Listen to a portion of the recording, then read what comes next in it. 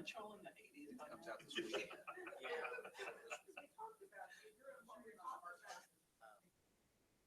The last one, it was a lot of 5 and 6 kind of remolded into. I wish they would have did the backstory about how Grandpa Vader. I thought it had kind of lost. I wish they had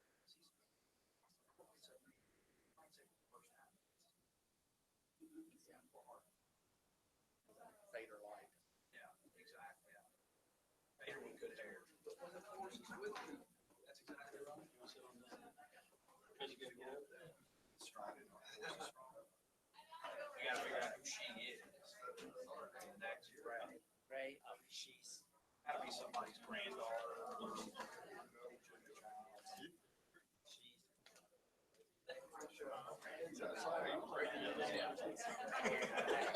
I guess she's She'll be related to him. Yeah. A granddaughter or something. No. My guess is she's daughter. His daughter.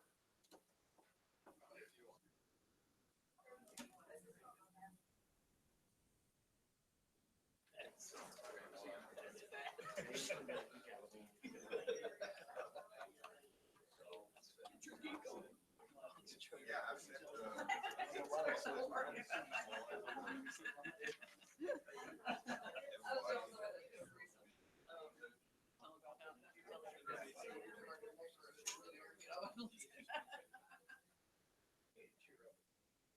do, don't I? And I've been in court all day, so you would think I'd be this chipper. They're so sweet. Thank you. I just got this dress and I've got a lot of compliments on today, so thank you. Well, it's all been eternity gone. Oh, I mean, well, the good thing is, well, the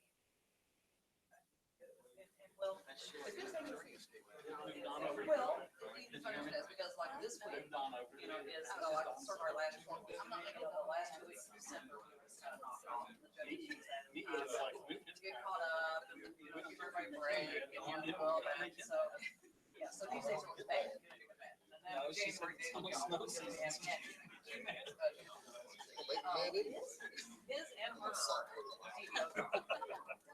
No, she wants her drive. People just, you know, beating up on each other, threatening to beat up on each other. I was just asking you to back up into my driveway. Turn around.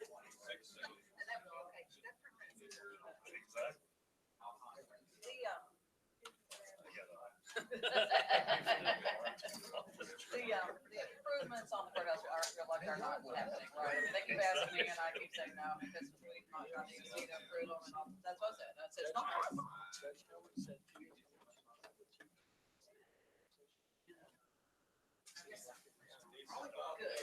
Good. And I said, yay. Hey, you're an engineer, you're like this. I said, yay, because I think I just mad when they go. Getting out here earlier. Big rain. Up, you know, like in the back of the courthouse, we down in jail. And up at the, and up at the top of, was this little extension ladder that they've got on the end of it, putting onto the roof of the courthouse. I'm like, seriously, we need this big frame, but this little, I mean, honestly, it was not even like that.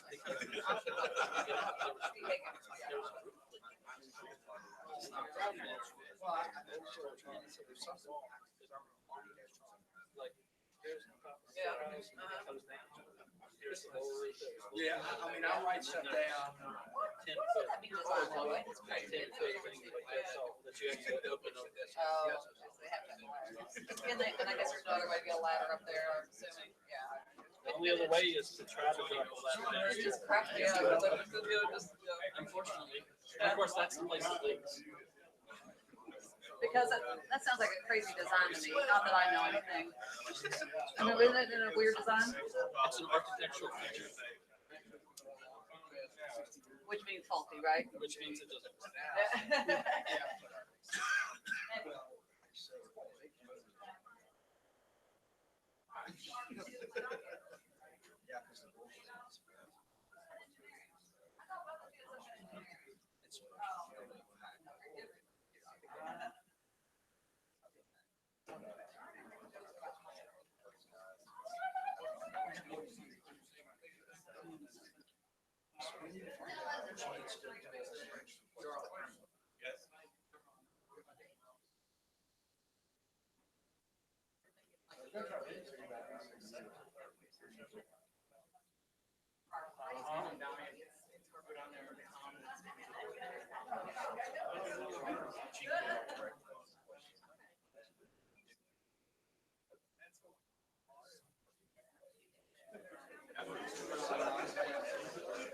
Till my press conference went late. Yes. Houston's coming.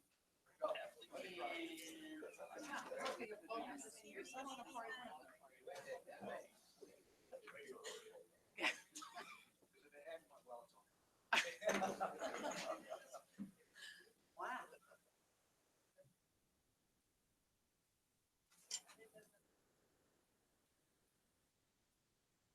Okay, this is the December the 12th work session of the Elizabethtown City Council.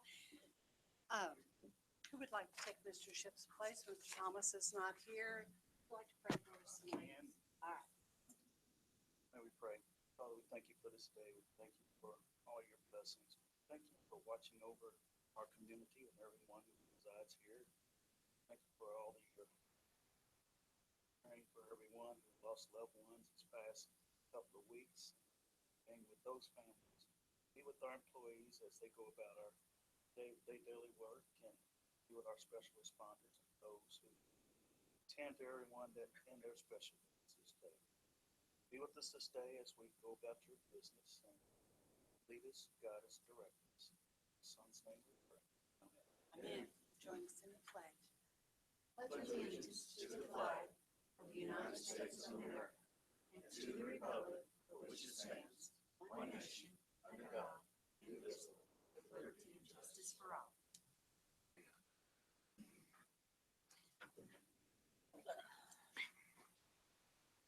Okay, first order of business, Mr. Reynolds is going to talk about our roof. Thanks, Mayor. Placed in front of you all the roof bids we received on November 17th. I'm sorry it's taken a little bit to bring them to you all. We wanted to make sure we had all the ducks in a row before we brought them and talked about them. We received 6 bids, a couple of different options for us to look at. Well, from 5 different companies, but one company submitted us 2 bids. So there's the low price from Double D Commercial Roofing of $45,924. And then we go several in the $100,000 range, and then one that's $450. And I'll try to explain all the differences between all of those and have you all help us make a decision on which route we want to go. We'll start with the easy one first, the truss system at $450,000. We feel that one's a little too high for what needs to happen. That does not include any stormwater work off premises to get that water to go where it needs to go. So we're kind of throwing that one over to the side. We bid it just to see what it'd be to change the roof from a flat roof to a truss roof, and we just don't feel that that's a good option for us at this I time. think we put a tension basin out there in the parking lot. Well, we could, but then the ladies downstairs that park behind the building, I'm not asking them to walk. So And you had to use metal truss, you couldn't No. do, frame? we could. We just that's what they submitted was metal trusses. Oh, did we so we didn't We necessarily asked for a ask truss. that? We asked for a truss system. Oh, okay. So So we asked- would they not do wood? they would. I just don't think it's going to get down to this lower price. I'd do it for 400. Hey, January 5th, you can bid it, baby. I figured.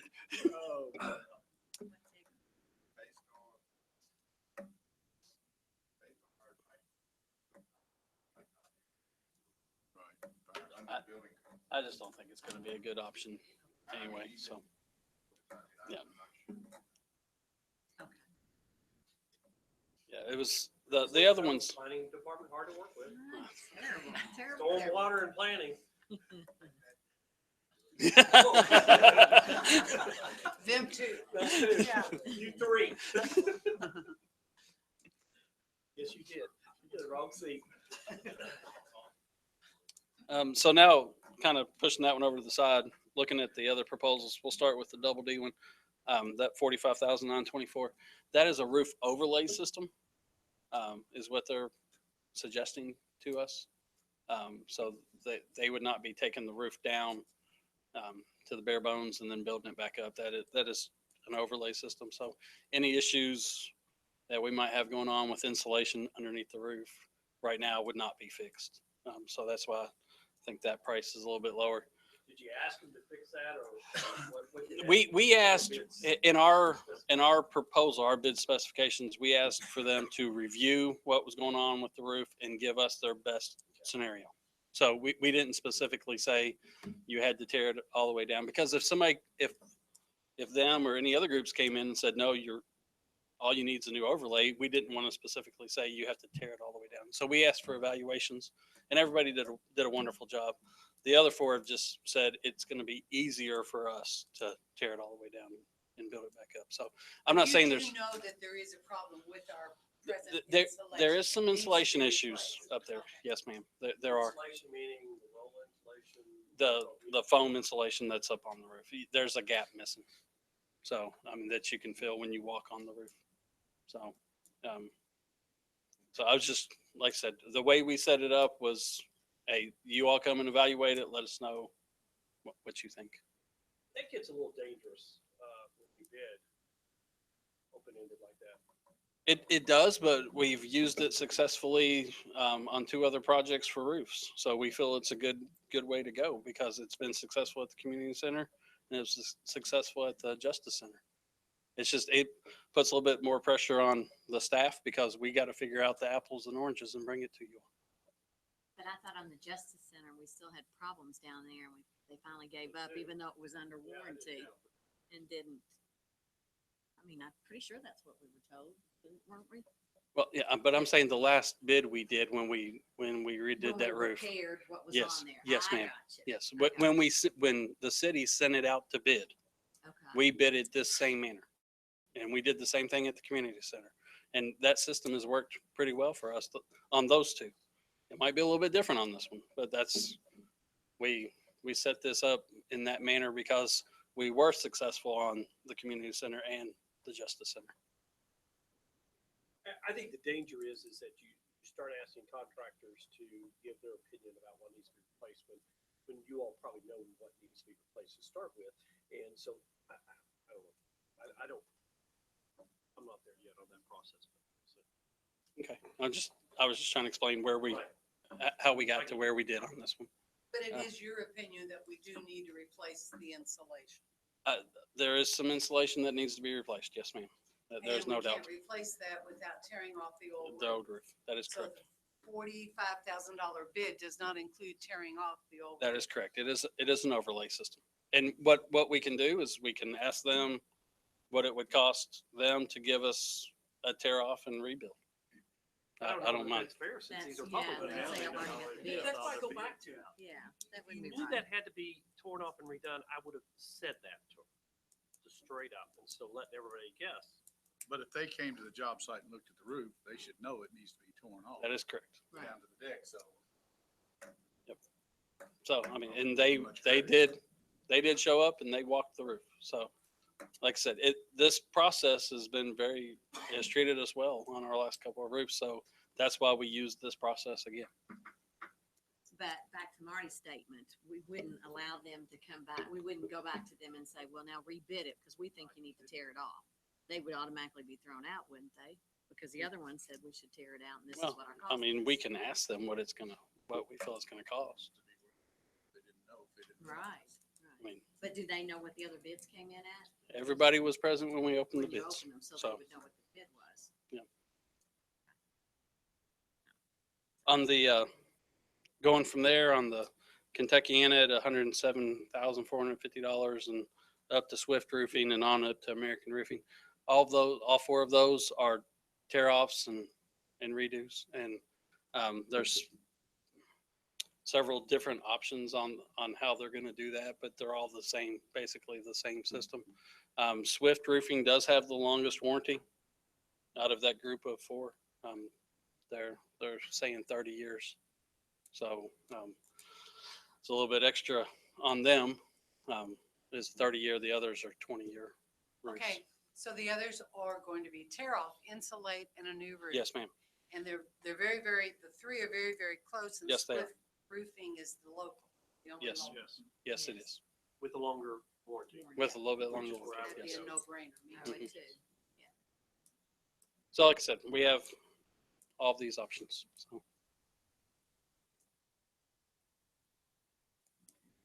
Any other discussion about it?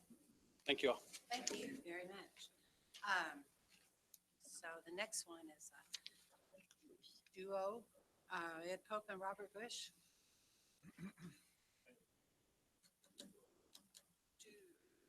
So I'll lead it and you can overlook anything. You're welcome to jump in or whatever. Oh. yeah, we've got some.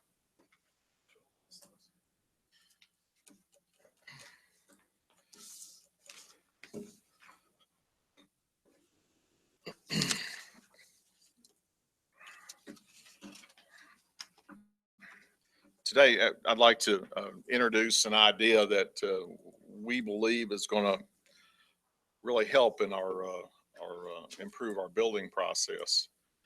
To step back and take, the big picture look.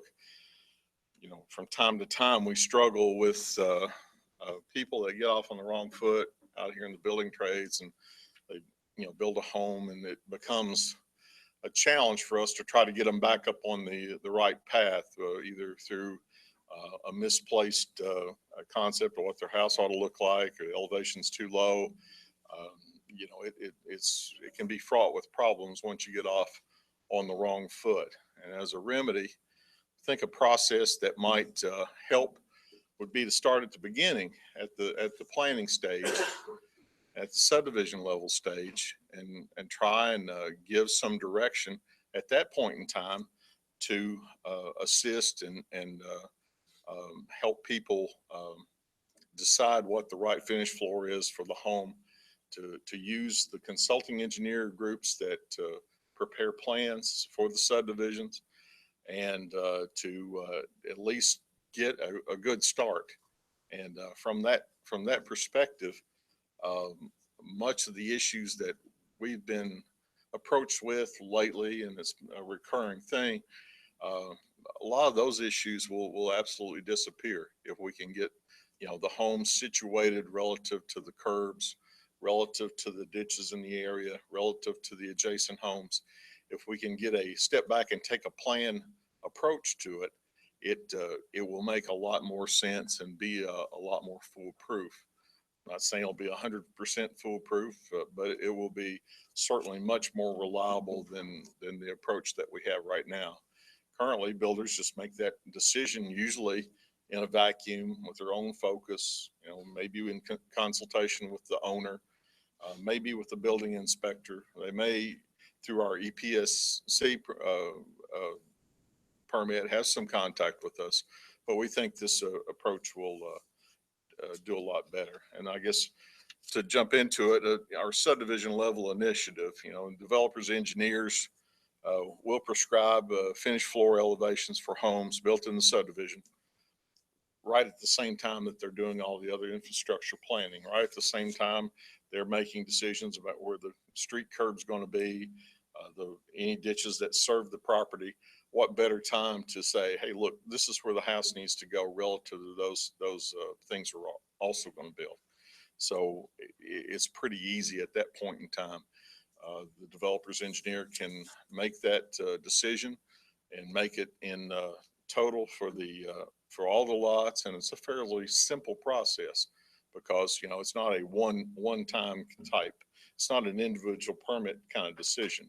You're grading the street and you say, well, I'm going to establish the floor elevations at 3.5 feet above the back curb all along the street. So bing, bing, bing. It's a pretty simple process, and that way the you know, the decision is not left to somewhere later on down the road that, you know, and where it could get fouled up. And we would have that guidance, that either professional engineers guidance right at the onset to make that decision. So I think it gets us off on the right foot. You know, those engineers at the time and doing the designs, they know where, you know, ditch flow lines are going to be. They know how much, you know, they know the water, the design in the ditch. They know the hydraulic grade lines of the water that's there, so they can elevate those homes above those elevations. So the homes won't be flood threatened, you know, through their lifetime. And I guess that's to step back a little bit. That's what I think we're looking for, is a reliable, for the life of the home, you know. And it's not my house is my house now, but you know, in 10 years, it's going to be somebody else's house. And, you know, I don't know, every 7 years, somebody changes houses usually. But, so, in that, from that perspective, a home touches a lot of people, and we find people have a recurring problem. Somebody might get used to the idea of, you know, that's just the way the house is, but then they sell it, and then it's an education process for us with the new owner. So we think this kind of process will help. The second step is, you know, to establish overlot grading by the developer, and that's kind of a concept where right now you can have a subdivision, and you know, dirt will be in this area of the subdivision, and in this area of the subdivision there'll be a hole in this area of the subdivision. So in the overlot grading approach would be that you kind of do that mass grading, you know, at construction of the subdivision, which it makes, you've got large equipment out there already, and it gives you an opportunity to get the grades approximate, you know, when you're doing that kind of work. So the builder later on isn't faced with the problem with, you know, gee whiz, that lot that I bought, it's, you know, 10 feet too low, and I have to call somebody and, you know, get some more dirt hauled in here, and it blows his building project right up. You know, he's got X amount of money in the house, and that extra fill isn't a figure in his totals right now. Same way, if it's got too much dirt on the lot, you have to take that, excavate it off, haul it off. So it can blow up your budget. You know, your builder's not happy, the homeowner's not happy, because, you know, he's got to deal with that. The homeowner's got to pay for it. And it could have been pretty easily done with an hour's worth of work by the, you know, the builders with the developers, earthwork guys, you know, at the onset per lot, you know. So it makes it a lot easier to do that. In some instances, we'll even look to bond that overlot grading where there are critical issues, you know. And in fact, you know, some of them might be very, very focused and very critical. And we might say, well, indeed, Mr. Developer, we want you to add, you know, $5,000 for overlot grading right here along this ditch, where we know that we want this to look this way. And so you want it that way too. So let's bond that as part of the public improvement process. So they would bond the sanitary sewers at the same time, and the curb and gutter that they're building. So why not bond a little section of this overlot grading? I don't expect that to be wholesale across the development, but, you know, it's one of those things that, you know, we can at least pick and choose when we do anticipate a problem and require bonding on that. And then the next step would be that the builders, at that point in time, the developers, you know, has got it to this point, and then the builders begin to construct homes, and they would construct homes within the subdivision based on this plan that the developers engineers had developed. Now, it may be the developer engineer himself that's staking these lots. That's pretty much the model right now. But typically right now, the engineer will go out, or surveyor will go out and stake, you know, 4 corners of the building upon each lot. So all we would do is add a couple other little steps. We'd say, tell us what the finished floor is going to be when you're staking that. You know, just put an elevation stake there at the building pad. So that way they know where they're going to, you know, build that house.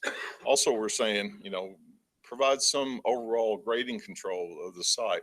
You know, if there's a ditch in the area, know that that's there, and, you know, plan to grade your yard to that ditch. Don't come up with some, you know, alternate concept where, you know, the ditch grade's ignored, or, you know full well right at the onset from the staking plan by the builder's engineer what needs to be a part of that lot construction. So all those elements have to kind of fit together. And I think, after that's done, then, an as-built, part of this thing, and where, you know, the builder's engineer comes back to us, planning commission, and says, indeed, they demonstrate by a plan that this is what's out there. We've gone, we've staked it, and then, and through the closure of the permit, they say, we built this house to 838. That's the elevation it's supposed to be.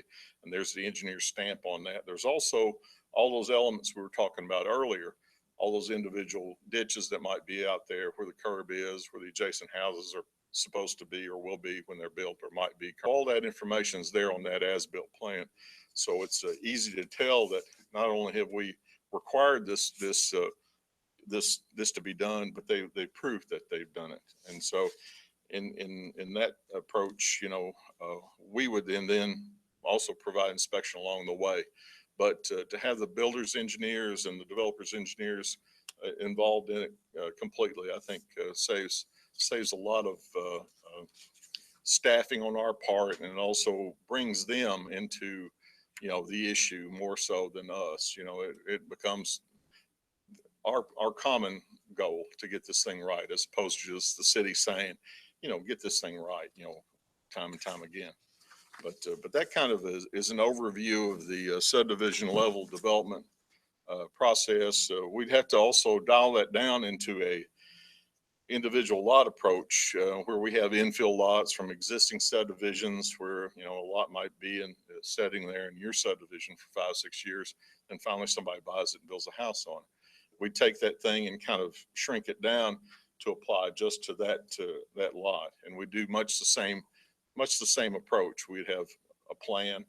We'd look at adjacent to the engineer. The builder would in fact hire the engineer through our EPSC process, develop that plan for that lot.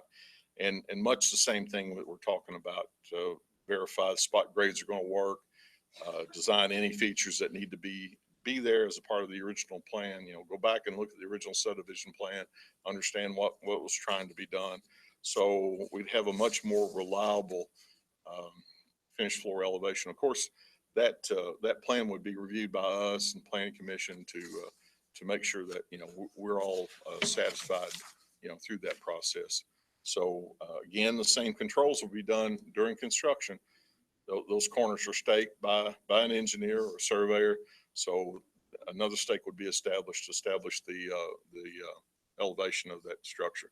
Also, key elements of the plan would, you know, any side ditches, all that would be staked at that time by the builder's engineer too. And lastly, the same element that we talked about earlier, an as-built kind of plan for even that infill kind of building. So, and I think that would complete the issues on, you know, on two fronts, on that macro level, subdivision level, and on the micro level and individual lot level. The two programs kind of parallel. There's a lot of similarities, but what we have to do is, as Ed can tell you, we've got a lot of currently platted lots that aren't built on. So we need a tool to approach those things, and also So to you're not talking about future development, you're talking about existing. talking about both, future and current. So They'll be down here with guns. will they? Okay. I'm sure they will, but I get a neck stretching out of the, Builders don't use engineers to spot their lots and their Right, elevations and all that. right. the problem that we're having is, Right. is that builders are running out, and we got plenty of examples, building on lots that they shouldn't be building on. And Right. now they're all calling the city hall wanting us to fix these problems. Exactly, but I understand that, but I think it should be done when they develop a subdivision. Yes, It sir. should be set on the Yeah. lots, like you showed for Will the other day on the duplex. That was Yes. great. That's They the know goal. what the elevation is, and they can, you know, Yeah. they don't achieve that, but In- going back on existing, Right. I don't know how you're gonna. I mean, you can't, I mean, what's gonna happen is if we don't, it's gonna come back and Yeah, the challenge is in both areas, and you're right, Councilman, that, you know, it's the vision and to get the subdivision, new subdivisions right. Right. If we can put that element in right now today, or whenever the council takes some action on it, we can get that element in, then the future, you know, I mean, everything we're working in right now used to be a future subdivision. So, you know, we'll at least have that blueprint for those. And so it'll fix itself in the long run. But we just need this interim step, as long as we have infill lots, because Well, what we bump into is those are usually the most challenging lots there, you know, Still the- build on. right? Yep, they're not built on for a reason, and then they, you know, and then they get cheaper, and then they become a, you know, a better value compared to the, you know, the other lots that are level lots. So, and, you know, you can get some innovative concepts as far as how to solve the problems on that lot. Some good, some not so good. So, it would be at that step. We're kind of doing that now, with our type 2, or level 2, EPSC permit right now. When we see someone with a challenging lot, we require, and I think I showed y'all some examples that provide some examples of that the other day. And, you know, we're doing that currently and trying to head off those issues, but it's a process, and we got to get started. But I think a good step is to get the future, you know, better, where we don't have any question about what we're doing in the future on those lots. What do you think the additional cost? You know, and I've asked some consultants, and, you know, of course, they're all over the place, but it's, you know, it could be, you know, if you're talking about grading a single point in that house, that could be, you know, just a few $100s, a couple $100, $300. If you're talking about a plan to stake the whole thing and do a site grading plan, that might range up to $800-900. You know, so you could have those kind of costs. But, you know, in a, you know, $100,000 home, it's material. But you know, the downside is the things that you bump into, and you get, you know, a $100,000 home that's built, that's a problem, and it's a problem right now, and it's a problem oftentimes we can't fix, and it's a problem that the homeowners deal with. And, you know, to be able to head that off, it might be worth the money and the time and the effort to do that. That's the only thing I can give you the phone numbers for a couple of folks that would love to talk to you about that, and wish that this was in place when they built. So, The sad thing is, it's yes, ma'am. such a small number of builders that have brought it to this. The majority Right. have done the right thing. Right. but, Right. And then the homeowner comes to us and says, you gotta fix this, you gotta fix this, you know, I'm flooding, you gotta fix this. And the builders either file bankruptcy or refuse to acknowledge any responsibility, and Or die. That's a good point, Mayor. Absolutely. That's about all I have. Ed, do you want to add anything to that process? sure. Yeah, that's right. There's plenty of room in the firing squad line there.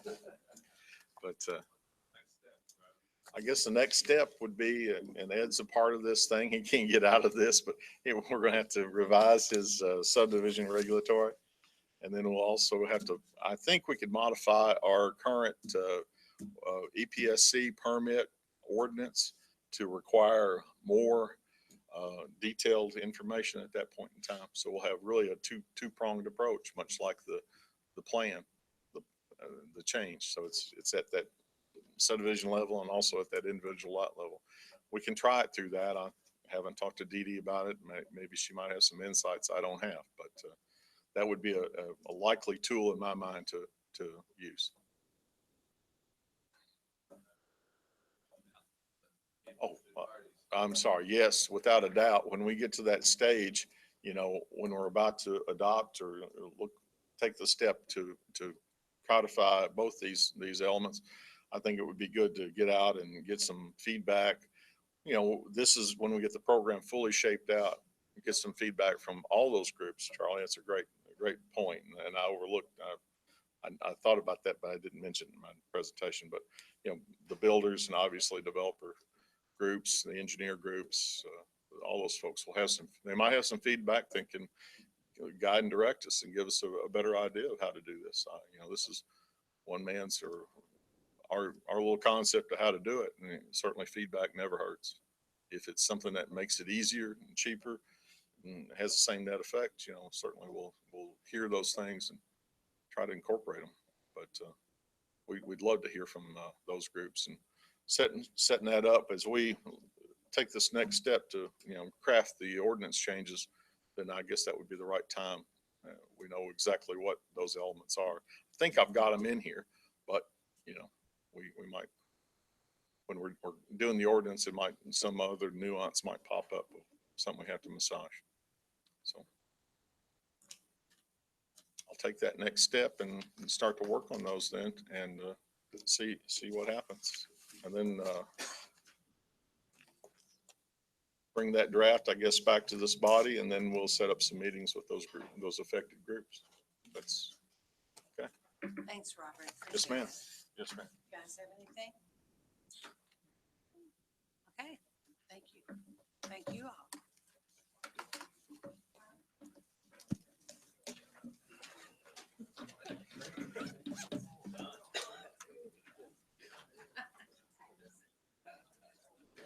They talked to